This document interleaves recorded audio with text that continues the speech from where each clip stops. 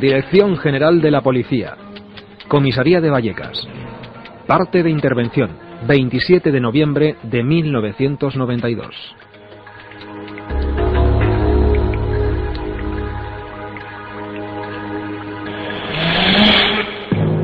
A las 2:40 horas, por el canal 7 de H50, llama el Z2 y manifiesta que una vez se ha entrevistado con la familia y observado el interior de la casa, se le ha puesto el vello de punta. Estando sentados en compañía de toda la familia, pudieron oír y observar cómo una puerta de un armario perfectamente cerrada se abrió de forma totalmente súbita y antinatural. Momentos después, pudieron percatarse cómo en la mesita que sostenía el teléfono aparecía una mancha de color marrón que el Z2 identifica como babas.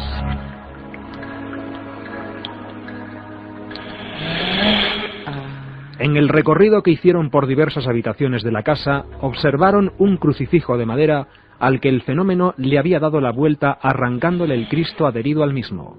Confirmamos que hay una serie de fenómenos totalmente inexplicables.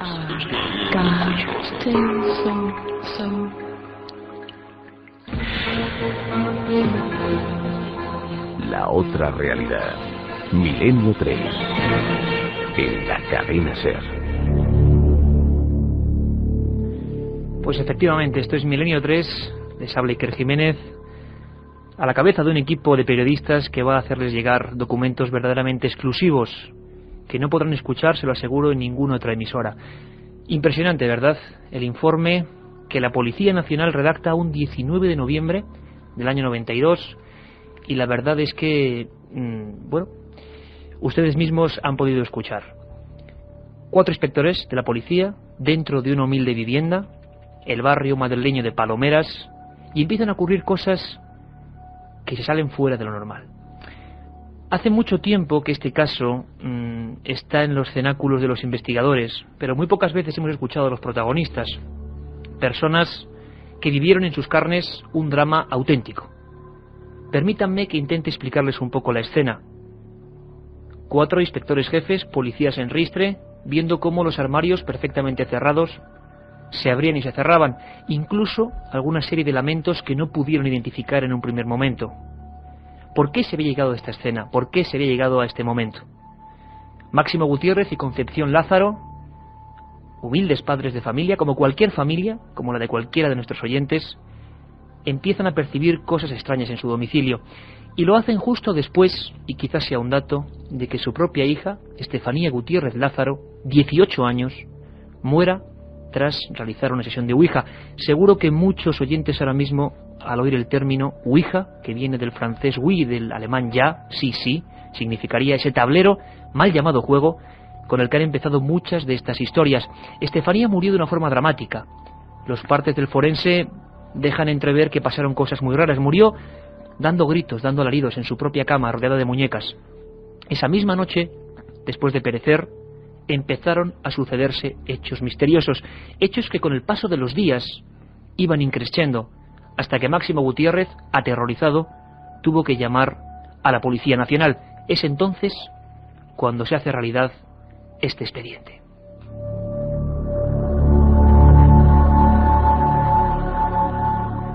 He tenido la oportunidad de estar varias veces en esa casa. Es una familia estupenda, gente de una pieza, y como tantas personas marcadas, por fortuna o por desgracia, por el misterio, les aseguro que no ganan absolutamente nada contando la historia, menos aún hoy en día, que parece que estos temas están tan al filo de la navaja, tan desprestigiados, y sin embargo les puedo decir que en su casa ocurrieron cosas muy raras. No solo ellos, los vecinos, que incluso no tenían que ver con la propia vivienda, habían observado escenas tan terroríficas como una sombra en el pasillo, como una voz que decía mamá saliendo del propio baño, del baño, digamos, anexo a la habitación donde murió Estefanía Gutiérrez Lázaro, una serie de cosas, un rosario de fenómenos que los expertos llamarían poltergeist. Esto que nos recuerda a la famosa película, ¿verdad? Poltergeist. Vendría del alemán, duende burlón, duende ruidoso. Pero qué tremendo es y qué poca gracia hace cuando le ocurre a uno mismo en su propio domicilio. Es el caso de una madre, a la que de verdad agradezco de corazón que se ponga ante los micrófonos de la cadena SER de Milenio 3, porque hace muchos años que no había roto su silencio. Concepción Lázaro, buenas noches. Hola, buenas noches. ¿Cómo estás? Pues mira, bien, ya pasó, bueno, no sabemos si ha pasado. La cuestión es que el profesor del Oso y el profesor Argumosa nos ha ayudado también muchísimo en estos casos, y bueno, pues nos hemos hecho caso a ello. Y por fortuna ha ido pasando un poco. Sí, exactamente. Aquellas horas tan dramáticas. Yo antes, cuando nuestra redactora Carmen Porter hablaba contigo, Concepción, una de las cosas a la gente que no recuerda esta historia o que no la haya escuchado, lo que más le puede impresionar es este informe que hemos leído, ¿verdad? Este informe real. Sí. La policía, recuérdenos, Concepción, a toda la audiencia de Milenio 3, ¿qué pasó aquella noche? ¿Llamaron ustedes a la policía y qué ocurrió? Bueno, ya llamó mi marido a la policía, como lo has resumido tú, y resulta que, bueno, pues vinieron y estuvieron en la habitación mía, en la de matrimonio, sentados encima de la cama, y nosotros aquí en el salón, a oscuras, para ver si se veía algo, cuando sintieron como una piedra aquí en la terraza. Bueno, pues se levantaron corriendo y vieron que, bueno, pues que no había nada, que no había nadie, ni nada de nada, y que, bueno, pues era extraño. Pero en ese momento resulta que, bueno, pues la puerta del mueble bar se abrió sola, sin saber motivo ni razón. Y claro, pues en ese momento pues estaban con miedo de todo lo que estaba pasando y un policía sacó la pistola. ¿Llegó a sacar la pistola apuntando a qué, Concepción? Apuntando a la puerta. Y bueno, pues luego descubrieron que no había nada en la puerta, que era increíble. Bueno, pues un policía se salió al pasillo de fuera del corredor y dijo que aquí en esta casa no volvería a entrar más. Claro, no había nadie a quien disparar, ¿no? Exactamente. Concepción, una cosa muy importante, y sé que para usted es duro recordar esos momentos, pero le aseguro que pueden ayudar a mucha gente que está sufriendo las mismas cosas y que no sabe ni a quién acudir y a veces callarse. El silencio es una cosa terrible con estos casos. No, bueno, yo lo he dado, o sea, lo he en televisión, en la radio, todo. Lo que pasa que bueno, pues cuando hemos salido en antena, resulta que hay muchas personas muy crueles y se han metido con mis hijos. Y ahora incluso, con el tiempo que llevamos, yo me he enfrentado a muchas personas, pero chicos de 18, 19 años, y que se han metido con el niño y le llaman fantasma. Realmente la gente es cruel cuando no entienden las cosas, porque su hija, Estefanía Gutiérrez Lázaro, de 18 años, era practicante de la Ouija, ¿verdad? ¿Qué ocurrió? ¿Qué ocurrió aquella noche en que ella dejó de vivir, por desgracia? Eso fue espantoso. Bueno, pues vino de estar con el novio en el parque. Cuando el novio se fue, estuvo cenando aquí el novio con ella, y bueno, pues se fue y ella me dijo, dice, mamá, me voy a la cama. Digo, vale, hija. Cuando nada más que acostarse, se puso encima de la cama, sentada, diciendo que le dolía mucho la cabeza y echando espuma por la boca. Cuando llamé a la doctora, me vino y me dijo que llamase a mi familia. Y le dije que por qué motivo. Y ella, antes de todas estas cosas, me hacía unas cosas muy raras, muy extrañas, se quedaba como en coma y empezaba a poner voces, digamos. Sí, entonces yo le dije en una ocasión, digo, Estefanía, ¿ves algo, hija? ¿Ves a personas así? Y me decía que sí, que veía personas agarradas de la mano, todas, y que la estaban llamando, pero que ella no veía la cara. No veía el rostro. No, nada más que lo que es el cuerpo, y que la llamaban. Desgraciadamente, Concepción, lo decíamos en el informe, su hija fallece en la casa, ocurre un trauma tremendo para toda la familia, y a partir de ese momento empiezan a pasar cosas. ¿Qué les ocurría en su casa, en el barrio de Palomeras? ¿Qué ocurría? Pues nos tiraban los vasos, se movían las cosas, nos abría las puertas, y bueno, pues en resumidas cuentas, que incluso se ponía en el pasillo. ¿Llegabais a ver algo en algún momento, alguna figura? ¿Cómo era? Sí, era, bueno, había veces que era negra, que la llegó a ver mi marido detrás de la cortina, y había otras que era como blanca, ¿sabes? Yo no sé, ya en nuestra cabeza ya no ya no lo veían, no sé. Era auténtico miedo lo que estaban pasando, ¿no? Sí, muchísimo miedo. Y luego hubo una persona que nos metió mucho más miedo aquí. Sí, personas, sabemos la historia un poco, Concepción, personas que llegan como expertos, que intentan limpiar casas y que no hacen más que estafar a las familias. Yo, bueno, pues no le voy a nombrar a esa persona. No, y además es mejor ni siquiera dedicar un segundo a ese tipo de gente, Concepción. Una cosa importante, hay un momento, yo hablaba con su marido, con Máximo Gutiérrez, tengo que decirle, una persona noble, escéptica en estos temas y que se encuentra con el problema en su casa. Yo pido a la audiencia, por favor, que se imagine la escena. Una casa que yo he visitado absolutamente normal, el trauma de lo que ha ocurrido y que empiezan a pasar cosas aparentemente imposibles. Sí. Llegaron ustedes a dormir en el salón toda la familia, aterrorizados porque en el mismo pasillo ocurrían cosas, ¿no, Concepción? Sí, exactamente, nada más que morir mi hija, bueno, pues decidimos de dormir en el pasillo porque los niños tenían pánico, tenían mucho miedo a todo lo que pasó o sea, en el salón, perdón, tenía muchísimo miedo de lo que pasó a su hermana. Entonces dormimos en el salón unas noches cuando yo vi que, bueno, pues la puerta se abría. Y le dije a mi marido, digo, mira, un viernes que no trabajas, digo, vamos a quedarnos aquí todos, a ver si puede ser de mi mente. Digo que nos vamos a quedar todos aquí en el salón, lo vamos a comprobar a ver esto. Y cuando, pues sí, se abría la puerta, mi marido corriendo puso la mesa de mármol que teníamos y puso unos módulos que también teníamos y bueno, pues empujaba la mesa y empujaba los módulos. Delante de ustedes. Delante de nosotros. Durmiendo en el salón, este es el año bueno, 92. Esa noche estábamos despiertos, que no es que estábamos, es que estábamos despiertos y veíamos cómo empujaba la puerta y la abría. ¿Cuál ha sido el peor momento de toda esta larga historia, Concepción? Para usted, ¿cuál ha sido el momento más dramático que más miedo ha podido pasar con estos fenómenos? Pues el momento, pues no lo sé, porque han sido todos,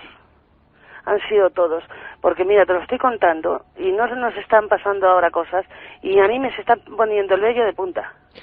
Hay una foto que yo guardo especialmente cuando estuve en su casa, Concepción, que usted me mostraba, que es impresionante, yo la recogí para uno de mis libros, y es la fotografía de su propia hija, la única fotografía de Estefanía, que empezó a arder dentro del cristal, sin oxígeno. ¿Qué pasó? Exactamente.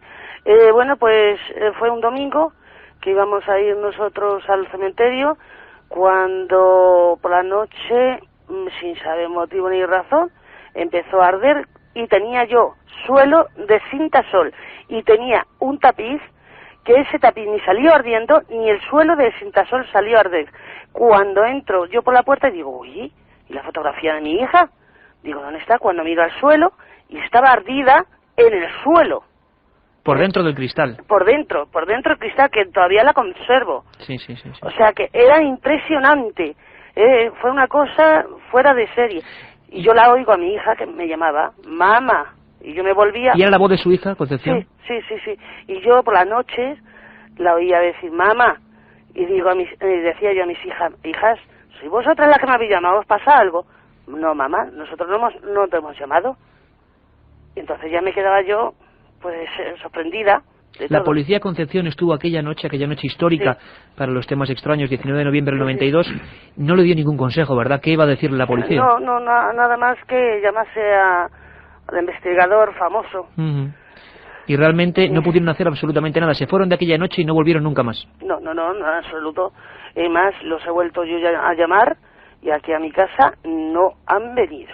Concepción, simplemente queríamos tener su testimonio, decirle que estamos con ustedes para cualquier cosa que nos necesiten y que su testimonio es muy importante para mucha gente, como veremos hoy, que están viviendo esas cosas y no saben ni a qué acudir. La información puede ser el primer arma para combatir esto. Sabemos que no está pasando ya nada en su domicilio, que se ha mitigado todo y les deseamos de corazón que eso sea así para siempre. Yo le dije al profesor Jiménez del Oso una vez que se me había puesto la bombilla blanca por dentro con humo.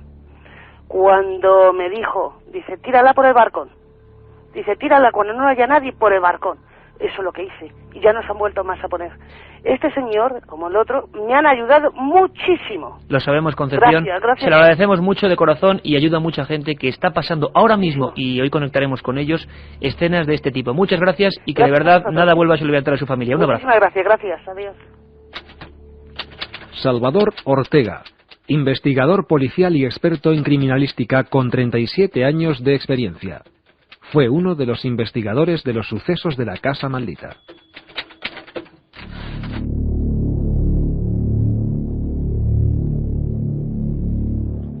Salvador Ortega, impresionante lo que hemos escuchado, ¿verdad? Sí, verdaderamente impresionante. Buenas noches. Buenas noches. A uno se le pone un poco el vello de punta. Bueno, los que sigan Milenio 3 ya saben que el propio estudio de la SER, lo digo siempre, está a oscuras prácticamente, con hilo de luz. Todo el equipo, Katia Rocha, Carlos Cala, el técnico Ingelmo y nuestra compañera Carmen Porter, perdón. Bueno, pues realmente siguiendo todo con mucha atención, porque estos casos, aunque sean ajenos, aunque no nos hayan pasado a nosotros mismos, bueno, nos sentimos realmente unidos al drama de esta familia, ¿no? Porque la propia policía, ¿qué puede hacer la policía en un tipo de caso como este, donde no hay delincuente al que disparar?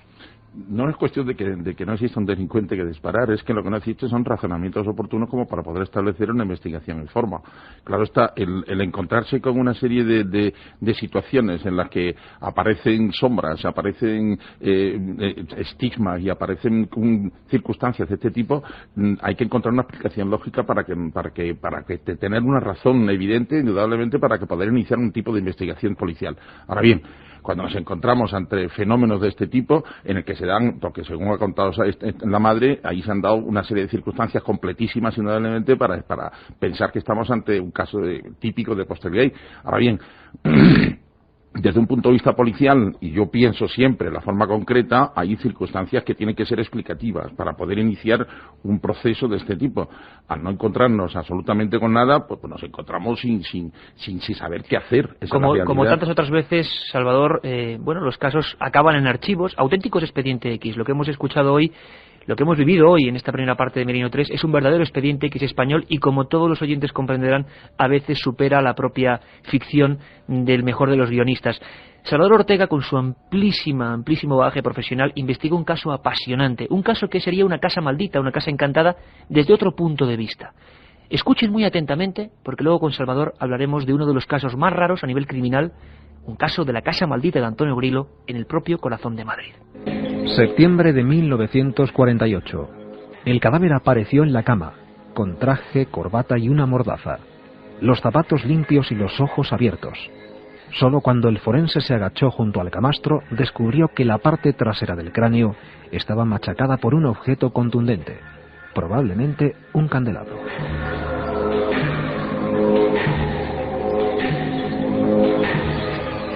1 de mayo de 1962.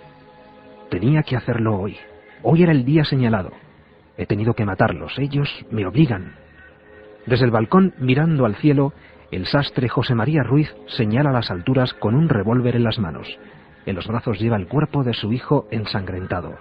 En las habitaciones de la casa, muertos a cuchilladas y martillazos, su mujer y 5 hijos.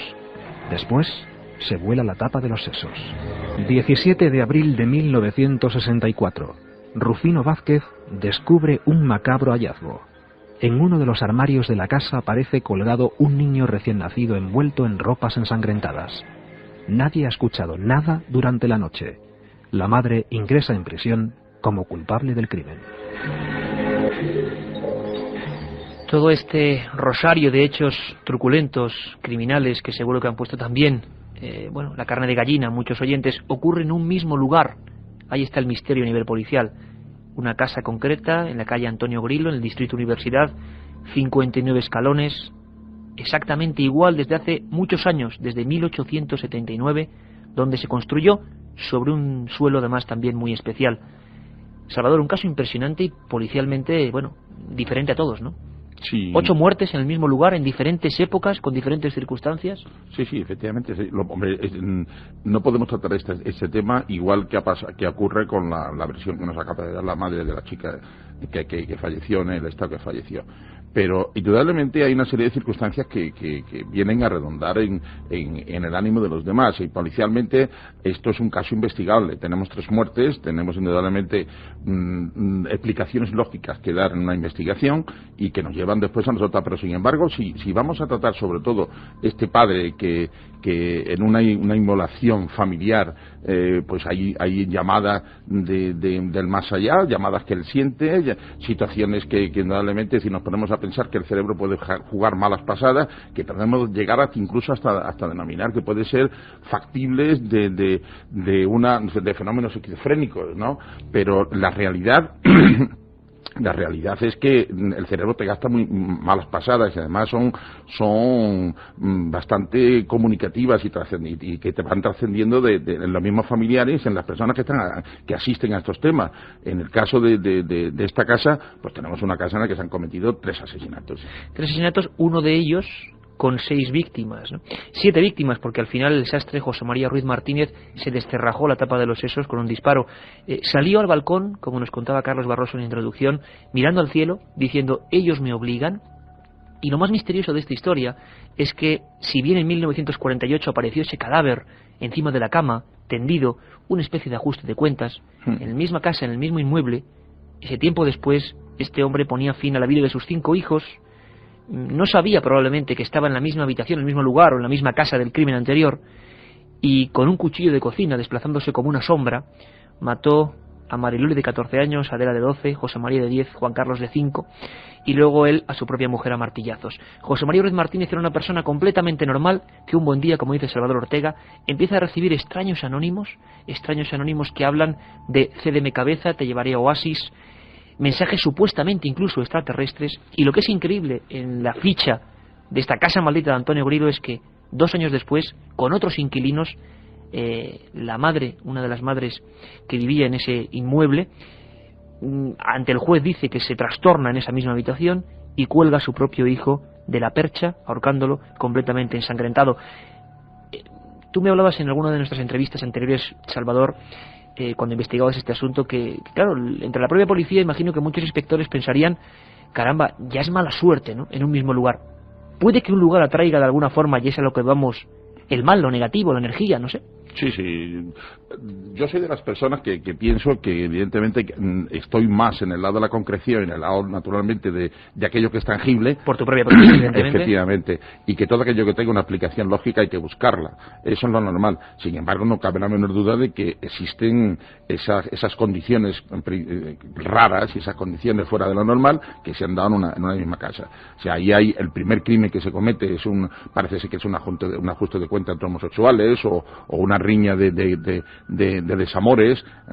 El segundo crimen es el del sastre, que también tenía su explicación. Este fue un poco más raro, ¿no? Efectivamente, fue más raro porque intervinieron pues anónimos, incluso cartas que pudieron postdatarse, personas ajenas a todo el tema. Después encontraron explicaciones lógicas de que este hombre incluso estaba siguiendo tratamiento psiquiátrico y que el psiquiatra se asustó de ver el estado en que estaba y le pidió a él indudablemente que la próxima visita que le hiciera fuese su mujer con él. ¿Y el último caso, Salvador? Y el último caso es el de una chica joven que está viviendo con su hermana, que queda embarazada de su novio, que era gruesa y pudo guardar el embarazo durante todo el tiempo de la gestación, y que luego después, cuando ese niño nace, pues para guardar su vergüenza, para no enfrentarse con la realidad de la época en que estaba y vivía entonces, pues naturalmente lo que hizo fue lo estranguló y lo tuvo guardado además en el cajón de uno de los aparadores de esa habitación. Aquí el misterio sería, Salvador, esa pregunta tan intangible, evidentemente,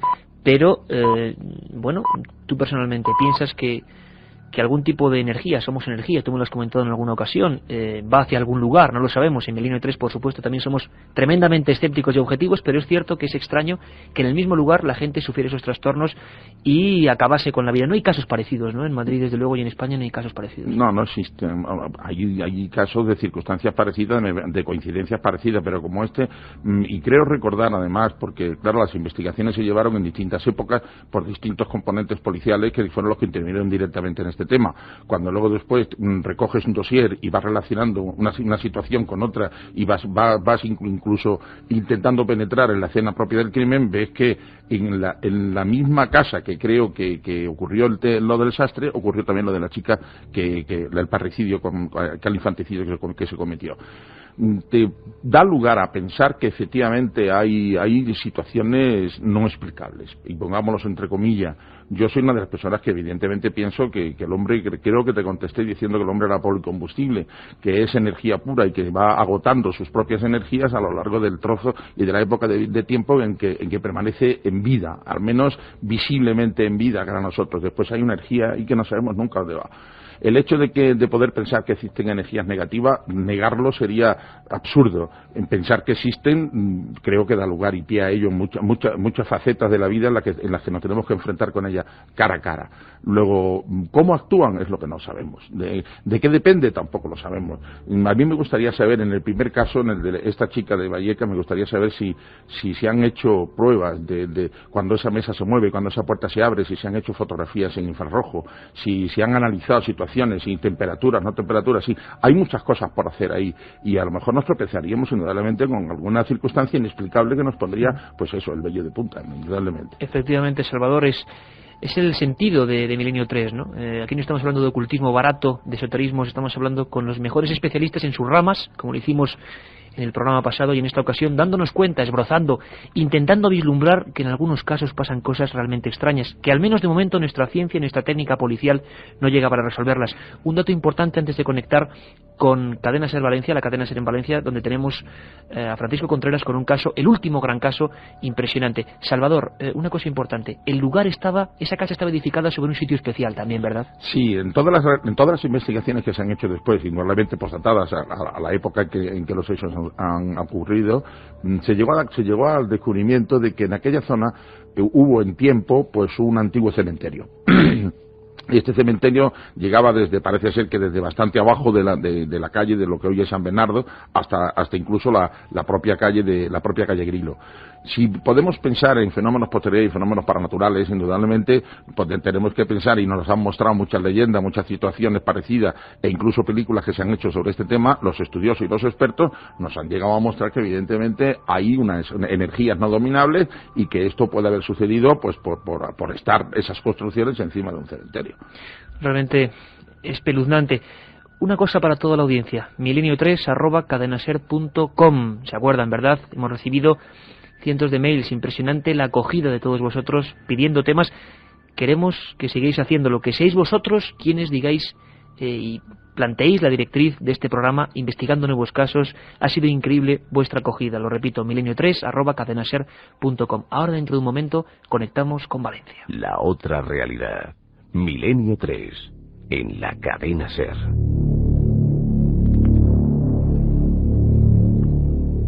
Seguimos haciendo esta especie de rueda informativa por España. Estuvimos con ese terrible caso Vallecas. Hablamos de la Casa Maldita con Salvador Ortega, uno de los investigadores, un caso policial impresionante. Y ahora no nos quedamos quietos, Milenio 3 jamás para. Nos vamos a la Cadena Ser en Valencia, donde está Francisco Contreras. El último caso español investigado por la Policía Nacional tiene lugar en Valencia, en Chirivella. Don Francisco Contreras, buenas noches. Buenas noches, Iker. Buenas noches a todos los oyentes de Milenio 3, desde la calle Don Juan de Austria, Estudios Cadena Ser. La verdad es que ha sido impresionante, ese caso. Tú lo has investigado en primera persona como periodista. Hay un informe policial. ¿Qué ocurrió, muy brevemente, Francisco, en este último caso español, información completamente exclusiva, donde la policía se vuelve a enfrentar a una casa, vamos a llamarla encantada, poltergeist, como cada uno quiera? Es el último gran caso en el que los policías, la policía local de Chirivella, Iker, es testigo de fenómenos extraños, porque ha habido a lo largo de estos últimos años casos o intervenciones policiales, pero nunca han visto fenómenos extraños. En este sí, en Chirivella. Tengo aquí el parte de intervención con esa tenue luz que también tenéis vosotros en los estudios. Si quieres te doy los datos. Fecha 19 de junio de 1999, referencia 164/99, firman los agentes 104 y 706 y comienza ese parte de intervención o esa actuación policial a las 4:50 horas de la madrugada. Si quieres, Iker, te leo rápidamente algunas partes de este informe. Por supuesto. Que dan detalles escalofriantes para la audiencia. Cuando los policías que suscriben patrullaban el servicio de vigilancia por la población, son requeridos por base para personarse en el domicilio arriba indicado por molestias de ruidos.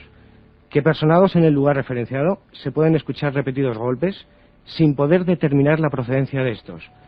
Que una vez descartadas todas las posibilidades lógicas del origen de los golpes, se desconoce por completo esta, informando a la fuerza actuante que se trata de un caso desconcertante.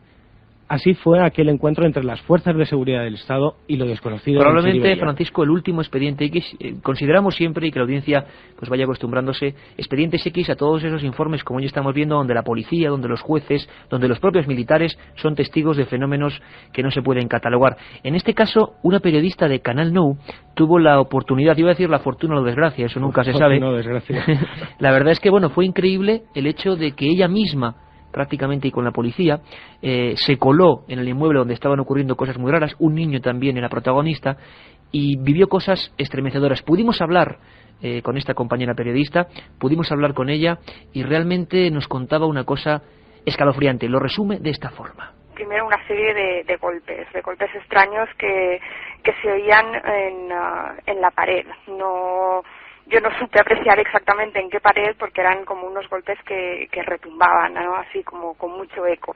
El niño estaba solo en la habitación y todo el resto de gente estábamos en el salón. Se empezaron a oír primero golpes, ya digo, fuertes, y en fin, aquello empezó a ponerse un poco tenso. Después se oyeron como golpes de persiana. Cuando bajas una persiana muy fuerte que cae de golpe, pues se empezaron a oír ruidos similares a eso, ¿no? Una persiana que bajaba fuerte. Caía agua del techo de su cuarto. Había como gotas, el techo humedecido.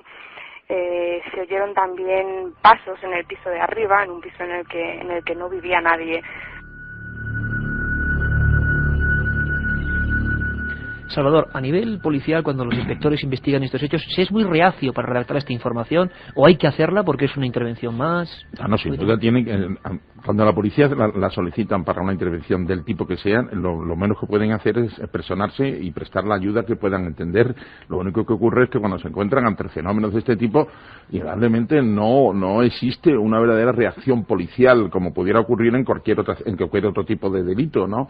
Pero naturalmente yo quizás desde un punto de vista más incrédulo, por decirlo así, me hubiera dedicado mucho más a fondo pues a intentar pues grabar esos golpes, ver dónde se producen, en aquel momento pues ver si hay diferencias de ambientes, humos que aparecen, sustancias, fluidos que aparecen manchando, muy etcétera, importante, etcétera. Salvador, lo que comentas, porque Francisco, tú hiciste un informe importante y sobre Poltergeist, un momento, Francisco, Poltergeist y casas encantadas en España. Te quería preguntar, que es que mucha gente nos lo pregunta a veces, y vía mail nos lo pregunta, que hay una serie de síntomas que también ocurren aquí en Valencia, que ocurren en estos casos, que son bajadas de temperaturas, golpes rítmicos que no surgen de ningún lugar. Parece que todo tiene, el llamado fenómeno Poltergeist tiene una especie de recreación muy concreta. Eso ocurrió en Valencia, ¿verdad, Francisco? Ocurrió en Valencia, además todo esto se desata o estalla en junio, en 1999, pero comienza 3 meses antes con el desafortunado y fatídico juego de la Ouija, como bien decías antes, Iker, cuando Raúl Zarzoso, un joven de 13 años de edad, en aquella época estudiante de primero de ESO en el Colegio Antonio Machado, pues junto a compañeros como David o Iván o Rafa, empiezan a practicar esta Ouija extraña, en la que una especie de duende burlón, presuntamente un duende burlón de estos que se manifiesta en este jueguecillo, les amenaza y dice que se va a quedar con ellos.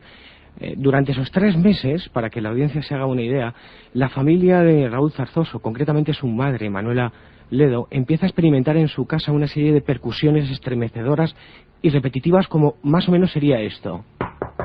Eso a nivel de parapsicología, vamos a llamarlo así, nosotros no somos expertos en parapsicología, conocemos algo de lo que dicen los expertos, sería algo así como raps, ¿no? Es decir, rap significa golpe seco, que además se repite desde el inicio de los tiempos, desde que estos fenómenos ocurren, y es la característica típica de este caso, ¿no? La denominación técnica es raps, pero a esos raps le siguieron otra serie de casuística muy extraña, ¿no? Hacía mención Cristina Vallés, excepcional reportera del canal autonómico valenciano, que pudo hacer un reportaje sobre esta casa misteriosa, que veía cómo se materializaban una especie como de líquido cristalino, ¿no? De gotas de agua, ¿no? Que se llaman aportes técnicamente.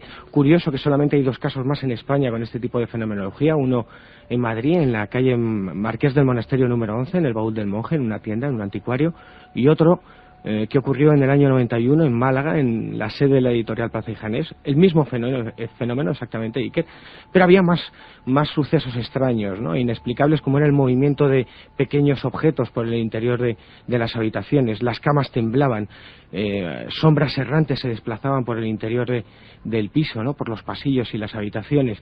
Unos fenómenos, además, que pudieron ser contemplados o experimentados no solamente por Manuel Aledo y Raúl Zarzoso, los protagonistas de esta historia en Chirivella, sino por Luis Ledo, Manuela Bonet, los padres de Manuela, el cuñado de Manuela, Manolo Herrera, incluso una amiga, María Luisa Guerra. Y yo te voy a dar un dato en exclusiva.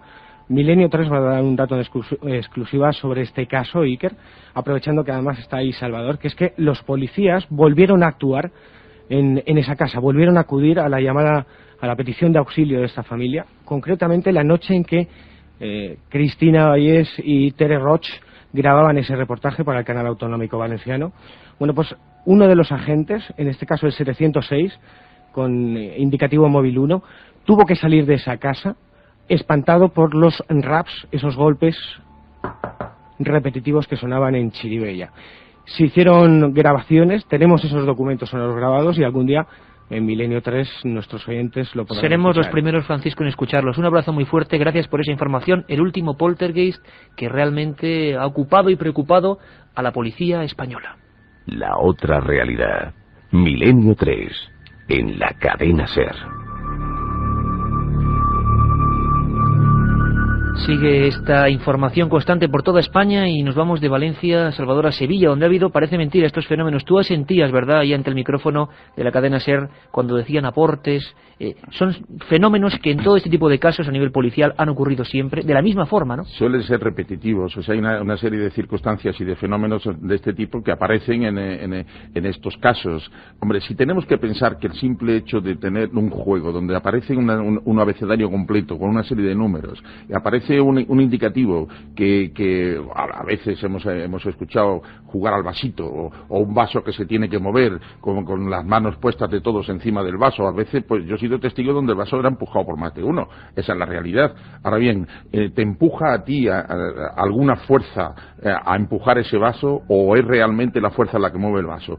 También el creer que todo esto puede ser desencadenante de ese propio juego me resulta un poco extraño, pero sin embargo las pruebas, ¿no? Efectivamente, las pruebas están ahí. Esto se repite. Hablamos de espíritus burlones. Lo que sí en realidad tenemos que poner entre comillas y hacerlo con bastante discreción es hablar naturalmente de presencia de espíritus o a veces o de energía.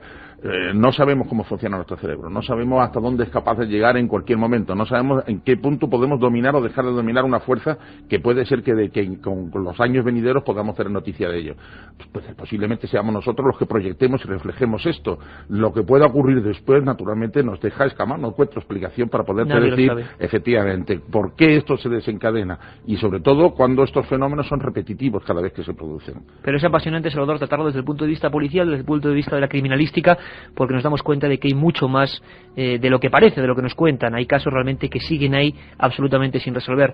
José Manuel García Bautista está en Sevilla, es uno de nuestros colaboradores y corresponsales en el sur, porque precisamente ahora, y Milenio 3 siempre está al cabo de la calle, al cabo de la actualidad, está ocurriendo en el barrio de la Macarena uno de estos hechos que ha motivado la atención policial, se está llevando con mucho sigilo y están ocurriendo. Tenemos poquito tiempo, José Manuel, estás en el lugar, dime qué ves, dónde es el lugar, o bueno, cómo es ese sitio exactamente, pero ¿qué ha ocurrido en estos últimos meses en Sevilla que tú tan afanosamente estás investigando? Pues sí, buenas noches, Iker. Pues ahora mismo nos encontramos justamente en un solar que hay en ese barrio de la Macarena, que se ha ganado por derecho propio también el apelativo, el calificativo de maldito, ¿no? Quiero que os ubiquéis, es un lugar, ahora mismo hace fresquito aquí en Sevilla, es un lugar de unos 50 metros por 25, en plena obra, junto a unas ruinas prerromanas, y en las obras ya hace tiempo que se dejó de trabajar, vaya. El tiempo en forma de óxido ha dejado ya huellas en los cimientos de la obra, ¿no? Y aquí han pasado unos extraños fenómenos durante estos últimos meses. Esta historia que ha sido ampliamente investigada tanto por mí como por mi compañero, por Rafael Cabello, pues aquí ha sucedido básicamente apariciones de sombras, ruidos extraños también, un extraño fenómeno de apariciones a un vigilante de seguridad e incluso a uno de los obreros de aquí de la obra. Podríamos calificar también como desapariciones de objetos en el sentido de una extraña fenomenología poltergeist. Los trabajadores que aquí desempeñan su labor hace semanas que ya tuvieron que abandonar atemorizados la obra. ¿Llegaron a abandonar la obra las personas que estaban allí por lo que estaba sucediendo? Esto está parado totalmente. Esto está parado totalmente porque es que no se quiere trabajar aquí. Y es cierto, José Manuel, porque vamos rapidísimo, tengo que decirle a la audiencia de Milenio 3 que tendremos los testimonios de esas personas. Queríamos solamente contactar con José Manuel para que nos hiciera un recorrido, pero es cierto que ha habido una serie de suicidios en el lugar donde luego han empezado a ocurrir los hechos, ¿no? Ha habido más que suicidio, Iker.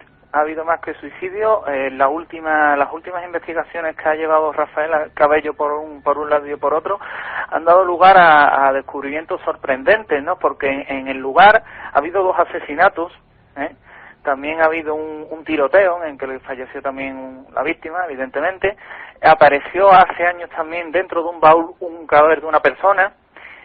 También un suicidio, como tú bien dices, un suicidio de un hombre que, bueno, la forma de morir fue aterradora. Se apoyó un machete contra el pecho, salió corriendo contra una pared y se rajó el corazón, literalmente. De todo esto hay documentación, hay fotografías, por supuesto, e incluso tenemos los testimonios de las personas que, evidentemente, en cuantito que estén procesados, tú sabes que Milenio 3 será el primero en tener esos datos, vaya. José Manuel, la verdad es que es impresionante realmente. Yo creo que merece la pena tratar el caso con profundidad, con esos testimonios, con esos documentos, porque es un caso actual, un caso que está ocurriendo ahora mismo y que está soliviantando a parte del barrio de la Macarena con sucesos escalofriantes. Merece mucho la pena tratarlo en profundidad y lo haremos. Un fuerte abrazo, compañero. Nos escuchamos muy pronto aquí en Milenio 3. Salvador, es curioso, no te lo había preguntado antes, pero con tu larguísima experiencia, ¿siempre hay una relación entre los lugares donde ha habido hechos luctuosos, crímenes, matanzas, vamos a llamarlo así, y luego estos fenómenos, ¿verdad? Parece que suena ciencia ficción, pero es que es así. Hay una proyección, indudablemente, es lo que se suele llamar de mimetismo a ciertas personas cuya mente no esté naturalmente en una favorable situación, que se empujen a suicidios, que se empujen a tiroteos y que lleguen naturalmente a formular definiciones como para que a aquel lugar se le pueda clasificar de maldito. Hablaba de unas ruinas romanas, ¿no? Naturalmente, con independencia de la investigación del caso policial que pueda ocupar el tema y de los hechos que se hayan cometido, que naturalmente la policía sevillana, la cual conozco bastante bien y además están bastante bien dotados en sus éxitos, esa es la realidad, pues lo llevarán naturalmente muy al cabo de la calle. Ahora bien, los fenómenos que se puedan paranormales o fuera de la normalidad que se puedan dar en esa situación, yo los investigaría mucho más profundamente. O sea, pero el hecho de que se pueda proyectar, es decir, el lugar es maldito y me tengo que es que incluso yo es la primera vez que escucho esa forma de suicidio. Curiosísimo, ¿verdad? A mí yo pensaría incluso la participación de otras personas. Sería un tipo de ritual, ¿no? Algo parecido, o un ajuste de cuentas, o intentar dar a parecer que los hechos aparezcan como suicidio y no sean tales, etcétera. Salvador, tu experiencia como investigador policial, como experto criminalista, como uno de las personas que mejor y más profundamente ha investigado algunos de los grandes casos policiales de este país, yo te emplazo y te invito, sé que esto se queda muy corto, porque va a haber muchos temas en los que tú tienes que estar presente. Ya sabes que cuentas conmigo para este tipo de cosas, cada una vez que quieras. Un abrazo muy fuerte, Salvador, un auténtico placer tenerte aquí, como un placer dar paso a Carlos Barroso y a Carmen Porter, porque esta semana las noticias vienen cargaditas. Las noticias, el informativo de Milenio 3, ha dado mucho de sí esta semana. Ya verán, compruébenlo por ustedes mismos. Es el lugar donde empezamos hoy nuestro relato informativo y el Palacio Real de la ciudad condal, el protagonista. Conocidas son las historias que hablan de sonidos misteriosos y sombras que se mueven por las galerías de los grandes palacios, pero en este caso han llegado hasta tal punto que los vigilantes de seguridad que trabajan durante la noche ya no quieren realizar su labor de supervisión en determinadas zonas. Enseguida hablamos de esto, será después de que Carmen Porter nos avance otras noticias para esta noche. Comenzaremos con los rostros más antiguos del mundo que han sido hallados en el suelo de la caverna La Marche al sur de Francia. Nos iremos hasta Egipto, donde han sido descubiertas 7 tumbas que datan de 1307 a.C. y han comenzado en Atapuerca una nueva campaña de excavaciones en el yacimiento arqueológico de Grandolina. Para terminar, hablaremos de la oposición de Carlos de Inglaterra a que se lleve a cabo la construcción de un parque temático sobre el Conde Drácula. Y como adelantábamos hace unos segundos, Barcelona es nuestro primer destino. Se habla de ruidos extraños, objetos que cambian de lugar y sombras que se mueven en la noche. Fenómenos que han dado más de un susto a los vigilantes de seguridad del Palacio Real barcelonés. Carmen. Los guardas de seguridad aseguran que los cuadros se descuelgan solos y un piano que se encuentra en una de las habitaciones comienza a tocar una suave melodía. También en el Palacio de los Virreyes han acontecido fenómenos extraños, por lo que durante unas semanas los vigilantes se negaron a realizar las correspondientes rondas por el recinto. Un científico alemán ha redescubierto en el sur de Francia lo que podrían ser los rostros humanos más antiguos del mundo. Ha sido en la caverna de la Marche, en Lisa-le-Château. Las imágenes ya fueron localizadas hace medio siglo en el suelo de la cueva, pero después cayeron en el olvido. Son dibujos de gente real, hombres y mujeres en bata con sombreros y botas que pueden tener hasta 15.000 años de antigüedad. Y en Francia seguimos porque desde allí nos llega otro descubrimiento arqueológico sorprendente. Nos habla de él el corresponsal de la cadena SER, José María Patiño. La construcción de una carretera al sureste de Clermont-Ferrand, en el macizo central francés, ha dado como resultado el descubrimiento de una tumba colectiva singular. 8 caballeros galos yacen junto a sus caballos, todos tendidos sobre su costado derecho, el brazo izquierdo sobre el hombro del cadáver que le precede, con la cabeza hacia el sur y la mirada al este. ¿Qué significa? Ningún antropólogo lo sabe a ciencia cierta, dado que los galos tenían rituales funerarios extravagantes. La ausencia de materiales impide determinar el origen de los enterrados, en cuyos esqueletos no se observan tampoco traumatismos que revelen su participación en alguna batalla, bien contra las tropas de César o entre las propias tribus galas. Tampoco se descarta que hubieran fallecido en alguna muerte ritual, ya que los druidas, según dan a entender algunos textos, leían el futuro en las entrañas de los animales y en ocasiones de los humanos. Siguiente parada, Egipto. Un equipo de arqueólogos ha descubierto al sur del Cairo 7 tumbas de la 19ª y de la 20ª dinastías. Están datadas entre los años 1307 y 1087 a.C. y están fabricadas en ladrillos de barro. Tai Hawass, director del Consejo Supremo de Antigüedades Egipcias, ha revelado que en una de las tumbas se ha descubierto el pedestal de una pequeña pirámide en cuyos costados está esculpida la imagen que representa al dueño de la tumba, con las manos levantadas hacia el cielo en acto de veneración. Científicos de la NASA han obtenido ya las primeras conclusiones sobre uno de los mayores secretos de la Luna, lo que hay debajo de la corteza del satélite terrestre. 33 años de investigaciones han llevado a concluir que el corazón de la Luna es caliente y blando. Los rayos láser son el único vehículo para hacer rebotar la luz en la Luna, ya que es la única radiación que se dispersa poco en el largo viaje de ida y vuelta. En Estados Unidos, el observatorio más importante es el de la Universidad de Texas, que utiliza un telescopio reflector y un láser que manda hasta 1.000 millones de vatios de potencia. Además, los científicos esperan que una mayor precisión de las medidas permita explicar la expansión del universo. Atapuerca vuelve a estar en el centro de interés arqueológico. Esta semana se ha iniciado una nueva excavación que este año durará 2 meses y que coincide con el 25º aniversario de la investigación de los yacimientos en los que se encontraron los restos del primer homínido del continente europeo. Desde Radio Castilla de Burgos informa Francho Pedrosa. Más de un centenar de investigadores trabajarán en Atapuerca en la campaña que celebra el 25 aniversario del inicio de los trabajos en la Sierra Burgalesa. Por ello también las excavaciones durarán el doble. 2 meses de trabajo que se centrarán en intentar llegar a nuevos niveles de ocupación en Grandolina, el yacimiento más rico de Atapuerca, en el que se agilizará la recuperación de fósiles para completar la documentación sobre el Homo antecesor. Los paleoantropólogos consideran fundamental poder corroborar las hipótesis que manejan sobre esta especie única de homínido. El equipo tiene expectativa, además, de encontrar restos del Paleolítico Medio en la cueva del Mirador. Y hay otras noticias que esbozamos ya de forma breve.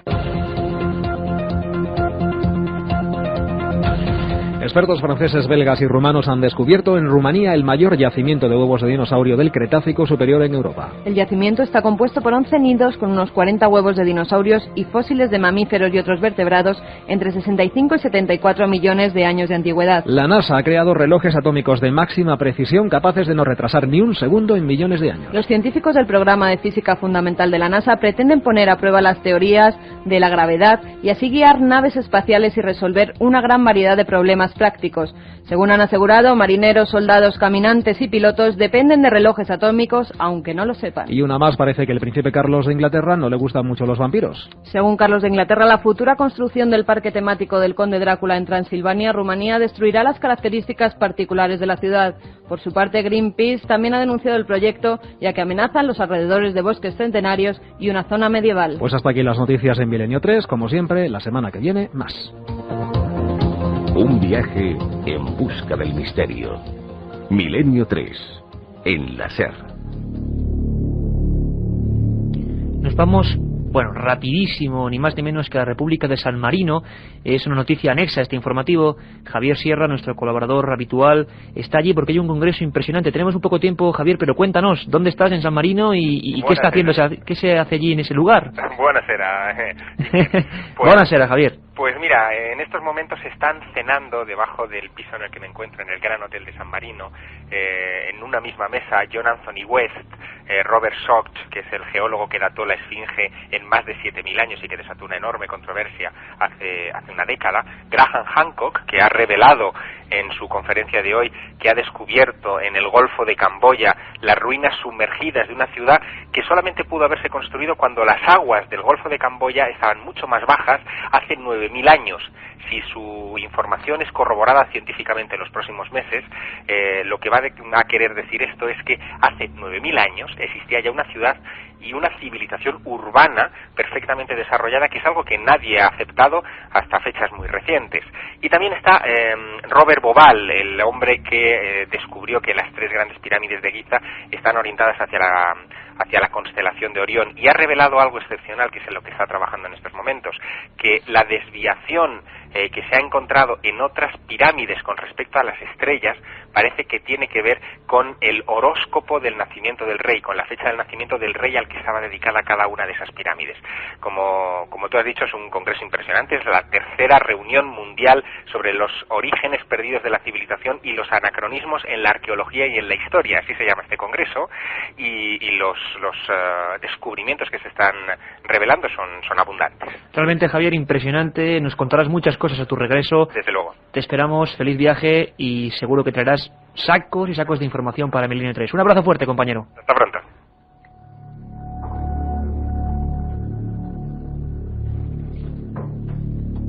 Y tenemos ya, bueno, pues toda la comunicación de la gente que se ha puesto en contacto con nosotros, milenio3@cadenaser.com.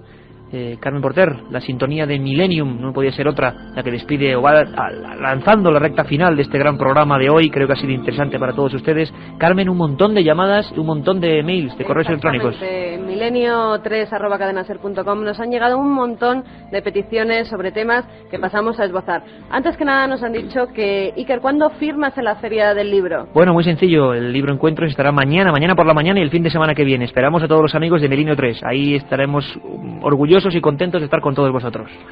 Víctor Guinea nos dice que si podemos hablar algún día del código secreto de la Biblia. Nestalí, por su parte, nos comenta: me gustaría que tratáis el tema de la Sábana Santa y, por extensión, el misterio de René Le Chateau. Tengo que decir una cosa, Carmen, tenemos un programa absolutamente único, exclusivo. Pasamos 4 días junto a la Sábana Santa de Turín y nos trajimos un montón de información con cosas que no va a poder escuchar en ningún otro sitio. Informes, ADN, la NASA, todo en Milenio 3. Juan Gutiérrez nos dice si por favor podemos tratar el tema de las caras de Belmez, un tema muy conocido por ti, ¿verdad, Iker? Bueno, pues fíjate, las caras de Belmez, ni más ni menos. Yo creo que lo malo es que en esta hora que todo el mundo que nos escribe dice que se queda muy corta, bueno, haremos 1 o 2 programas, las caras de Belmez y el otro lado de las caras de Belmez. Javier Valero quiere que esbocemos las conspiraciones, tanto intoxicaciones en el tema OVNI como en el viaje a la Luna. Pues esos temas realmente serán enfocados además con especialistas, los mejores especialistas nacionales e internacionales. Os prometemos que sois vosotros los que hacéis Milenio 3, los que encargáis cada una de estas investigaciones. ¿Y qué opinas de los exorcismos que David Cuevas Castillo nos pide?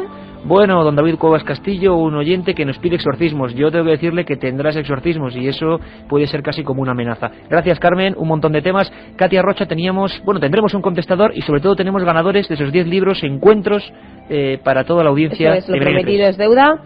Nos tienen que mandar un email con su dirección los siguientes oyentes. A ver, tomen nota: María Martín Uclés, Neftalí, Vicente Arenilla, Raúl Madroña Almarina, Inmaculada Roca Herrera, Miguel Ángel Tenorio Camacho, Eva Rivera, Carlos Bernuez, Daniel Pérez Verdejo y Rafael Leosada. Por favor, nos indican bien su nombre, apellidos, dirección donde le enviamos el libro, y la semana que viene regalamos 5 libros de Misterios de la Iglesia, publicado por la editorial EDAP, con Carmen Porter. Ha sido un placer, Milenio 3, todo un equipo, les habló Iker Jiménez. Nos vemos el próximo sábado. Sean felices.